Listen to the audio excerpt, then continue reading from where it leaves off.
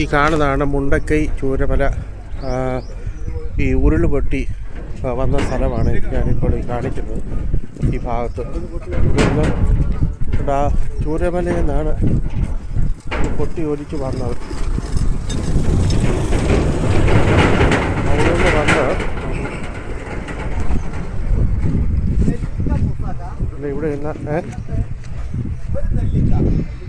ഇവിടെ നിന്ന് കാണാൻ പറ്റും.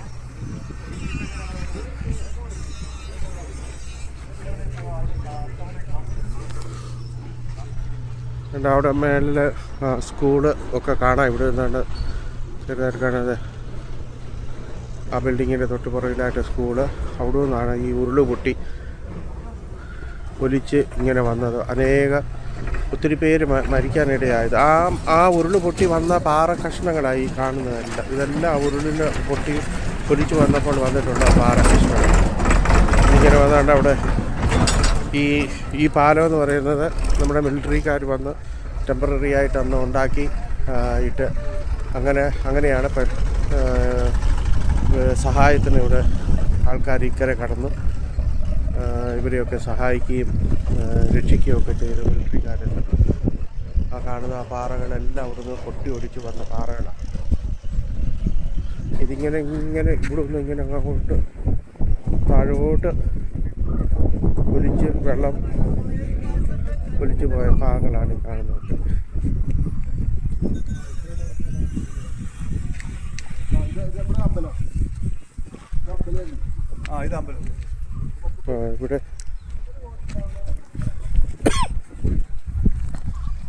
ഇവിടെ ആയിരുന്നു ഒരു അമ്പലം ഉണ്ടായിരുന്നു. ഈ അമ്പലം എല്ലാം മൊത്തം ഒലിച്ചു പോയി. അതിൻ്റെ ആ തറകളാണ്, അമ്പലത്തിൻ്റെ ആ തറകളാണ് കാണുന്നത്. വേണ്ട അതിൻ്റെ തറയാണ് കാണുന്നത്. ഇതെല്ലാം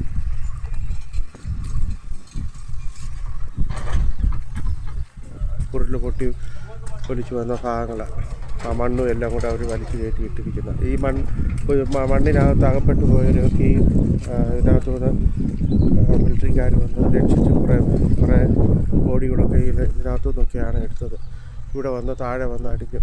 അത് പിന്നെ ഇങ്ങനെ അവർ വലിച്ച് ഇട്ടേക്കുന്ന ഭാഗങ്ങളാണ് ഈ കാണുന്നത്. അങ്ങോട്ട് ഉണ്ട്. ഇതാണ് അതിൻ്റെ ഭാഗങ്ങൾ. ഇപ്പോഴും ഇവിടെ എൻ്റെ പണികളൊക്കെ നടന്നുകൊണ്ടിരിക്കുന്നേ ഉള്ളൂ. മേൽഭാഗമെല്ലാം തേയിലത്തോട്ടങ്ങളും ഒക്കെ കണ്ടല്ലോ.